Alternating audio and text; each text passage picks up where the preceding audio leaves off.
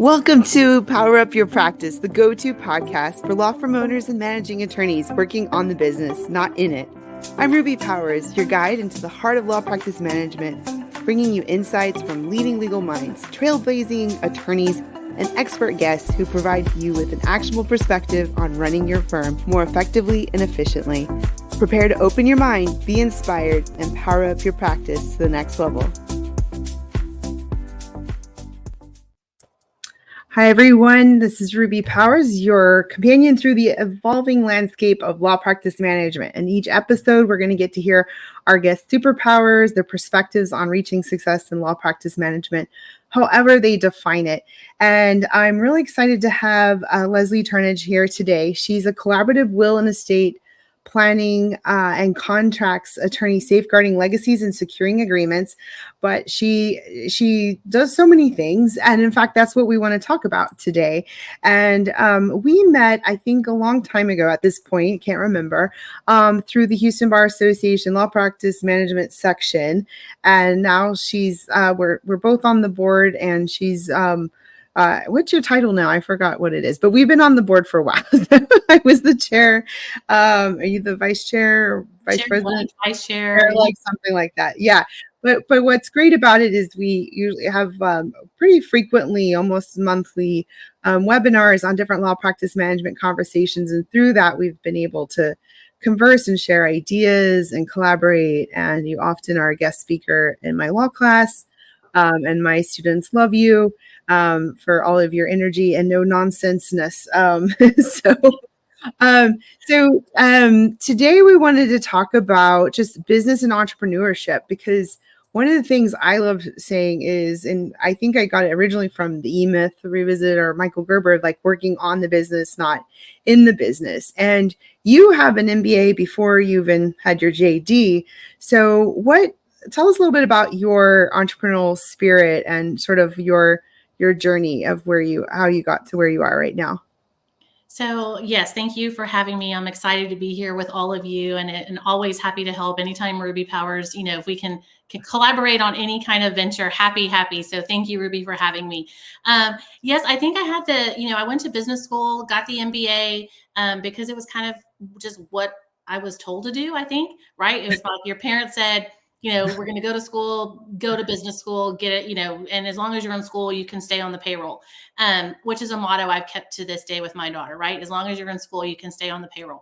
And then later, after, really being married and having my daughter and really looking at what am I going to do with my life and me once I'm not in carpool and, talking with other moms about lattes and my phone was incorrect or whatever, right, that moms talk about in carpool, decided I really should have gone to law school. That was really, from when I was tiny, thought I wanted to be a lawyer, but just didn't get there. So went back later in life. After I was married, my daughter was already born, and thought I've got to have something for me, right? And the independence and autonomy, which crosses over, I think, with entrepreneurship.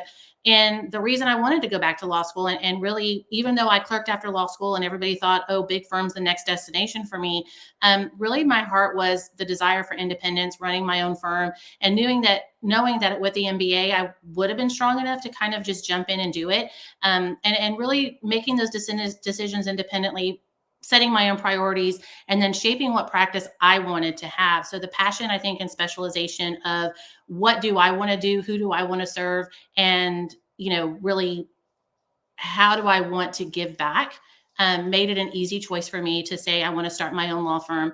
And then after I started the firm, shortly after that, because of the experience and, that I had as a law clerk in U.S. District Court, I started getting phone calls pretty quickly on, you've got RICO experience. You have, heavy different things that maybe lawyers don't have that opportunity to get in a lifetime of practice. And so I thought, let me launch my consulting firm. And so shortly, a year after starting my law firm, I started in, Turnage Legal Consulting, and that just kind of took off on its own. So what are the services you provide in the legal consulting business? So on the consulting side, I do everything from being a consultant for other lawyers. So maybe some lawyers don't have a lot of experience in maybe picking a jury, voir dire, things like that. And so maybe they'll contract me to be a consulting attorney to come in on a case. Maybe it's a case, like I said, maybe with heavy, syndicate or RICO in the crim field, and they don't have a lot of experience, or they're working in the Western District of Texas, where I have a lot of experience with not only the juries there, but with the courts and the judges in that space. As well as what kind of fell into my lap, just being mom, right? All those years, and having a student who, in my own child is my student, my first client, being highly gifted, right? So we weren't necessarily that we were in like special education or needing some of those services, but having to deal in special education is some of the giftedness falls under that. And really picking and working on programming and education. And that's how the education side kind of was born, where then I started getting families and moms who said, okay, this is what your student did. How did you get there? How can I get there as well? And that's where I think the kind of legal education hat kind of formed and was born. And that also for me, so not only do I help other lawyers, but I also help other moms and families in the educational space, whether that's, we have a special education issue, a gifted issue. I'm trying to get my student into law school, or I just need a education coach to get us through to get licensed as a practicing attorney. So that's a lot of different things you do. So how do you keep that organized, and how do you keep like your branding clear as to what your different services and your different businesses? So I think it's going to start with relationship building, because I think even though, in a lot of, I would say, checklists, I am very, I think, I don't want to say OCD in a clinical sense, but kind of, everything has a time, everything has the space on the calendar. I'm very, very strategic in making sure that what I have to do and what sits where, and calendaring dates, so important. So I touch that right every day, and before I start my day, to make sure I know who's where, what's going to happen today, what needs to happen by when. But I think with the relationship building, so the lawyers who know, like, let's use, maybe if you're hiring me on the consulting side for contracts, you don't necessarily need a lawyer, but you need someone maybe just to review it and give some information and help maybe on publicity or something else in that space. That comes very natural to me, and the consulting firm, I think, helps me. Maybe my hands aren't so tied, because I don't have to work under the same premises as a lawyer, even though I let them know, yes, I'm an attorney, but I'm a consultant here. So I think just keeping the very companies very separate, and making sure everyone's really clear who they're hiring and in what space. And then of course my CPA, I'm going to have hats off to him, because he keeps, I think he keeps me more in line with Leslie. That's the consulting firm. Let's stay in that space. So I want to maybe make sure, that he gives some credit to him to keeping me in line in between the two businesses.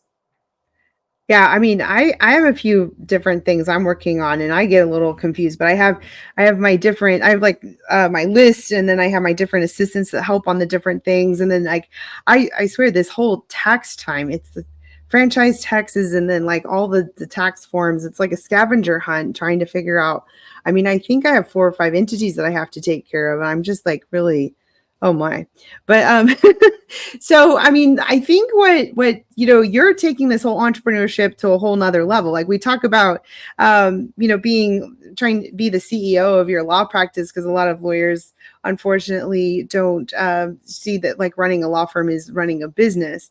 But like why do you think you have multiple you're running different programs? Like, is it for revenue generation to have multiple streams, or is it you're just passionate about, or like what do you think inspires somebody to be a serial entrepreneur? I think for me, it's a desire just to have a different work environment. Because I feel like individuals who decide to start their own law firm, right, they're really maybe jumping into, they think they're going to make more money, or they think, right. And I think, or they're going to have more time for their family.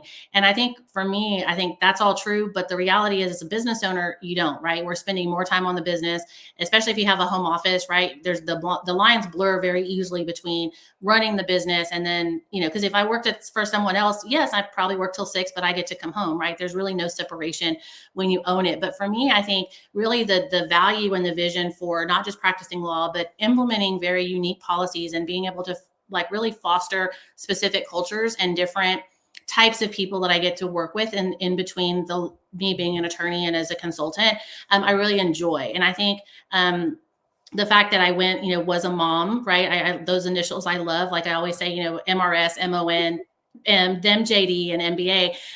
But the reality is being able to work in different environments and creating those my own table at whatever table I want to sit at that day. Having the different companies lets me do that. And it really lets me also prioritize, I think, the focus. So I am very, access to justice driven. And so I think having my own law firm, saying, okay, this particular, this next 200 hours that I'm going to dedicate, I can really get to pick and choose, not just the clients, right, but the type of area that I want to try to make a difference in. And so I think that is what helps me not stay sane, but keeps me excited about waking up every day. What do you think? And I think the same too. Like, I think a lot of times we identify ourselves as lawyers, and like that's our only identity or something like that. But there's so much more to us, as a human. And I find that law practice management, there is a synergy between my law practice management, consulting, writing, speaking, podcasts, all that fun stuff, with actually running a law firm. There's not a ton of overlap, but a lot of the things I do. I have a good friend, and he's had multiple businesses, but he tries to find synergies between his businesses so that they're all benefiting each other in different respects. But I do think that there is a synergy between my two main businesses, and it helps me be better at each one. Like, so by going to ABA Tech Show is really about law practice management, but it's helping me be better as a law firm owner, or learning how all the ins and outs and the pains and the joys and wins of running a law firm also helps me have content for the law practice management consulting. What are some of the things that you think are sort of how you stay working on the business or businesses instead of in the business? Like, how do you think you stay the course?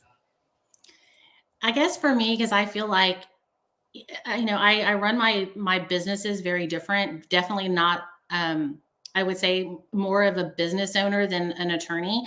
I definitely don't have a welcome mat. I say that and people think, oh my gosh, did she really just say that? Right. I'm serious, right? I don't have a welcome mat. Just anybody come on in and I'm going to help.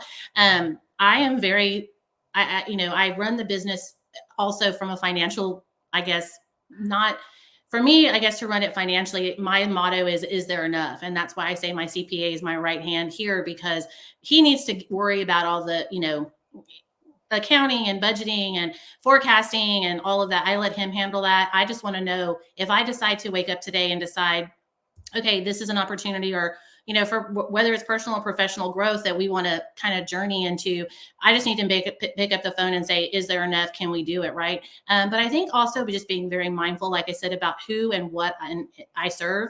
And that, I think, it's evolving. And I think for law firm owners, whether it's a law firm or my consulting practice, I think it lets me enhance the efficiency and client service. So I guess the synergy for me, going back to that other question, would be that it is a client focused service. But I definitely think that I'm very particular in making sure that I stay within, this is who I can help and who I don't. So for example, I had a call earlier today from a struggling family, and it breaks my heart when you hear the story sometimes, right? Because I'm kind of like, what's the problem? Can I help you?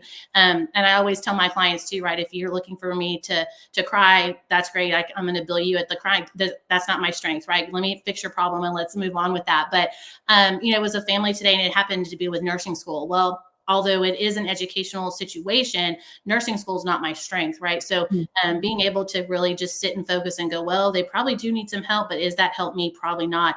And so I think that's where, keeping those lines very, very clear help me with that. What are some of your favorite resources for like books or podcasts or like courses or things like, that's helped you stay so focused on business? So I think Atomic Habits, I've read and reread several times. I'm part of another group of lawyers, actually one of, in the business coaching world, on how do we grow? Because it seems like on the consulting side, that's one of the questions you get a lot, right? Like, I'm a solo or I'm this, and how do I get to that next stage? And so the challenges of growth, right? And so a lot of the books, I think Atomic Habits is one, client-centered focused, type books. And one of the groups that I'm in, she actually ran several incubator programs. She used to work for the State Bar of Texas, and she serial entrepreneur as well. And she has a group of lawyers. So we meet, and you sign up, and there's different things that we do. But one of them is book club. And so one of the, and we love it, right? Because even though it's books for the business, we really do get to kind of work through the book and, really take the worksheets, really kind of put in, and we have working strategy sessions that we block off time blocks, twice a month, where we sit and everyone kind of comes together and says, okay, today we're going to be working on, so for example, this week's session is going to be what's going to be your one-liner, right? And really focusing on getting us on the marketing aspect, because I think that's another, hat that we have to wear as CEOs of our business that maybe some lawyers aren't necessarily comfortable with. And this gives me a chance to really just, like I said, it focused, there's my scheduling, right, kind of habit, but is where it's blocked in. This is what I'm going to do. It's an easy read, usually the books that we read, but they're all going to be focused on us making our businesses better, and then having the support with other lawyers there that we could bounce off ideas if we need to help us kind of grow and modernize our approaches and practices so that everyone can really understand. And I think one of the challenges with marketing right now, like for example, this week's session that I've been working on, is people don't want to scroll and read on our websites, right? You have 2 seconds. So if you can't grab their attention and they can't figure out that's what they want, it's kind of the caveman mentality, right? Can a caveman understand it? And the answer is, I was looking at mine going, no, right? Who lawyers can't even really understand it. And so really focusing. So when you say that, I think, oh my gosh, right, we kind of write stuff for each other, or thinking that it makes us sound better, or whatever we think that is, right? But I'm like, okay, can a 5-year-old understand can they go to my website and understand what service I'm going to bring to them? And do they want to hire me, right? And so I think having a network, not just reading books or things like that. And I think also being part of different organizations within the state bar. Right. So I sit on several different boards. Some I don't. One of them, I sit on. Yes, I'm collaboratively trained, but I sit in the collaborative. Even though I practice civil, right, I sit on the family board because it helps me see what other lawyers are doing, right, and being in other businesses and what they're doing that works for them, that maybe it could cross over and work for me as well. Yeah, those are all great things, and as we're building out more with Power Strategy Group, we're going to do masterminds and courses and all of that. But our mutual friend John Meredith on his episode talked about how he does like a book club on business books with his leadership team. So I think that's really awesome. I'm working on implementing that as well. Okay, one real quick question. So my husband got his MBA while I was getting my JD. And I've always I did the Goldman Sachs 10,000 Businesses program, and I love all the stuff I read in my books. But the thing is, I've just sort of wondered, how much does an MBA help you be an entrepreneur? And I know sometimes it's good to have how accounting and marketing concepts and terminology. I think I learned a lot of terms from my husband, but there's a lot of those in the book or something. But do you think it helped you be a better business owner? I think it's more just confidence. Okay. I think when you can add a few more letters, right, to our alphabet soup, I think it allows, it gives you I'm an MBA, of course I can do it, right? Kind of, I think mindset. And I think mindset is everything, right? So, because I definitely don't think if you don't have an MBA that you're not a successful business owner, right? There's several people who have no schooling and who run fantastic, beautiful businesses that you think, wow, I wish I could copy that. And how did they do it? And so really, I just think especially for women, right? And I come from a Hispanic background. And so for me, right, it was get married, have a husband, have a family, and call it a day, right? I really wasn't supposed to do much more than that. And so you overachiever, Leslie. Well, it's kind of for my brother, he could go wherever he wanted to go to school. He could do whatever, the world was his oyster, right? But me being firstborn and being female, right? And for my sister as well, right? She's an assistant principal, so she did go a little bit further. But for us, the option was University of Houston's here. This is where you go to school if and that's what we were supposed to do. But I think for women of color or just women in general, especially in the business field, I don't know how many times, I get looked right past and they just look straight to my husband. We could walk into an event, right? That's mine, where he's playing Mrs. Leslie Turnage, right? And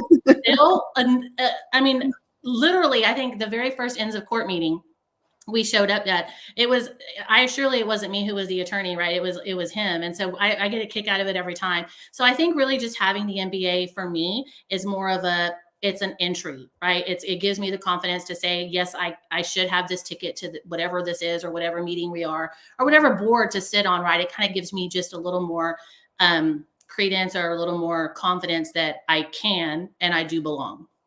Yeah, I feel like my personality and my pursuits would have been better suited for MBA, but I'm glad I did the JD. But it's sort of funny because when I saw him doing all these PowerPoints and group presentations, I was like, oh my God, that looks so awesome compared to like studying by myself and having the Socratic method and being grilled with like one exam for like the whole grade or something. Well, it's not too late. You can always go back. I know A&M just opened up a weekend Oh, MBA program here, so never too late for sure. I'm going to make a shout out to anybody who wants to pay for my MBA. I'll go do it for free, but I don't want to pay for it.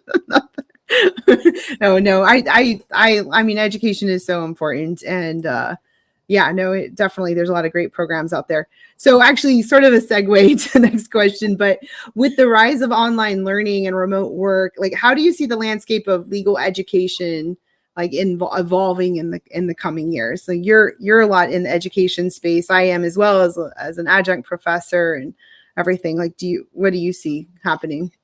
I really feel like because of COVID, and I know we don't want to use that word this many years out, right? But I feel like it's its own, really did not do great service, I think, to the education field and to the education practice of law. We'll use that as an example, is that I see the students who went through COVID asynchronous from home, right, online, and you see them fast forward, right, because that group just graduated, right? So now they're out, not even a year yet, and the professionalism, the not knowing how to engage, right?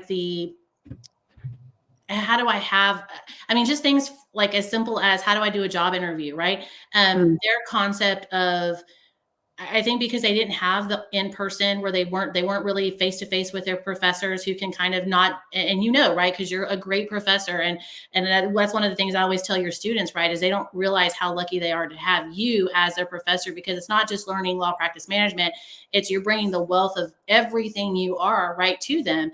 And I think that because they were online and because of that generation, all they know is how quick can I get on? I can watch the class at 2.5, I want, and be done, right? And I think especially like seeing, having hired for district judges and clerk classes, because I was a judge my judge, I helped her hire clerk classes after I left chambers, working with students, and they say, oh, you mean I have to go to work? I can't just like log in 3 days a week. No, like you really do have to go to the office, right? Or they'll think like, oh, so I have to be there at 8. Well, yes, you have to be in chambers at 8. And we laugh, but it's really, I think the online and the quick access and the, now law schools, for another example is law schools don't require the LSAT. You can take a GRE to get into law school. And so what does that really do? And so I feel like it's not that we're trying to like be this, gatekeeper that says you can't come to law school. Of course not, because there's definitely room for more lawyers and to serve the population, right? I think the latest Clio trend said 70 to 80% don't have access to an attorney. And that's hard to believe, right? Because there's so many attorneys. But I just feel like the online has taken away or stripped down, I think, some of the personal or those soft skills that most students need. And then I think on a high school level, just seeing what that gap has created is the students who were able to, go have asynchronous, right? The parents who could, they hired tutors. They hired people who were running. So, during that period, I had some of my private clients on the education side, we had 2-3 tutors at a time, making sure to supplement what was happening or not happening on the, online for their students. And so when you look at the gap, I think of math and science, especially, I feel like that's just a huge, it's a bigger gap than where we were prior to everyone like switching to online.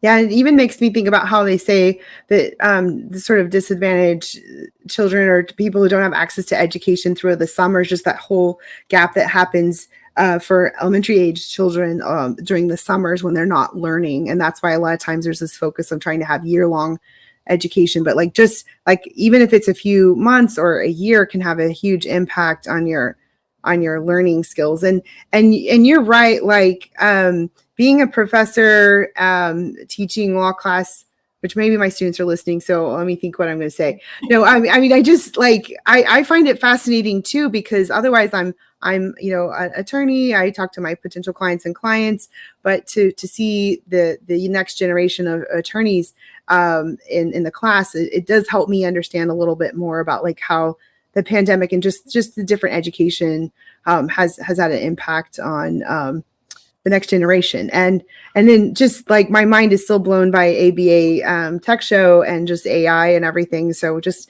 thinking about how putting that into the mix. Like I talk about that with my students and thinking like, you guys, this is exciting times, but it's also scary at the same time. But because what might be taken away would normally be like a 1L, a first year associate type of position or two, or what have you. And like, I think I'm also thinking about the future practice of law a lot, about what, what is that going to look like in terms of how many attorneys do we really need? We have this whole access to justice issue, but like, are we going to reimagine in the practice of law? And also with the aging population of the bar, what's going to happen there? Anyway, that was too many questions. That wasn't even a question. I think if we're not, we have it under the rules, right, of professional responsibility to be, keep up with technology. And I think if we're not already using it or being familiar with that, it is a disservice. But I would just say, I think everybody, even ourselves, right, as lawyers or as entrepreneurs, I have a lawyer, so, I have my own lawyer and I have a business coach. And even though I sit in some of those spaces, right, but I think everyone should really, seek out if you're running your own law firm, right? Whether it's another colleague or y'all just sit together and we're kind of, but I think everybody should have a consultant, right? Whether it's paid or not, but to help you just to be a better at what we do. And I think if most people do. And so if you're thinking, no, I can do it on my own, and one, why? But two, right, I think just the collaboration is a crucial piece for not just us as lawyers, but anybody who's running your own business or students. People have consultants, and I think that's what makes you better. No, I agree. Seek out help. And like you and I, we're here there for a lot of people. And okay, 2 quick questions before we have to start closing up. But one is, what is your favorite board game? And second is, what's your superpower and how did you get it? So my superpower, I'm going to say it's pixie dust, because I feel like when people come to me, they're at their worst, usually, and even on the education side. But I think, with a little faith, trust, and pixie dust, and a lot of hard work, I think we get great results for my clients and for my private students and the consulting side. I think my favorite board game, I'm going to say, is life. I love playing that. And I think every time I think back and think, oh, I got an artist, right? And I was only making 16,000, like, how can I live? Right. And so, I still use that today. I tell my daughter, right, I'm like, if you think about life, because you're going to be an artist, good luck trying to live on that. And so I think life is mine. What about you? Well, I love Rummy Cube and Sequence. I love like patterns and like, I don't know. We also, there's another game called Karuba. It's a German one about organization and pathways. I really like those ones. I like it where it's a lot more strategy than like luck. And so those are some of my fun ones. I think we make our own luck, right, Ruby? I don't think it's necessarily luck. I think we make it. But I think, like I said, I think just if you're, thinking about opening your own practice, you definitely can. You're enough. You're lawyers, or, you whatever you are, you have that strength. And I think just be courageous enough to know that what you're offering, people, they're going to acknowledge it. And don't worry. But I think people say, oh, well, I'm not sure if I'm going to have enough clients. Clients will come, right? I think it's just be you and be secure in yourself and know that you're enough. And I think we definitely can change the world with that mantra. Oh, so inspirational. Nice way to finish. How can people find you, Leslie, if they want to, for all the different things that you're up to? What's a good way to reach you? So I think the website, leslieturnage.com, it has, not only it has links to also the Turnage Legal Consulting side. My cell phone, I do give my clients my personal cell phone number. That's one of the things. So you can reach me on my cell phone, which is 832-752-3771. Or like I said, I'm sure if you at any bar journals or meetings come up and say hi, I'd love to grab coffee, send me a thing on my, a request on email or LinkedIn. I'm also there. But like I said, I think if you have a question or you just want to, grab coffee and just meet someone new in the business, or, call me up, I'm always happy to help and mentor. And definitely, we got to look back and help those who were coming behind us. Cause I sure know, like, I had a ton of help coming up my way. And so always giving back and just remember, we're here to serve. So whatever that looks like, just let's do it.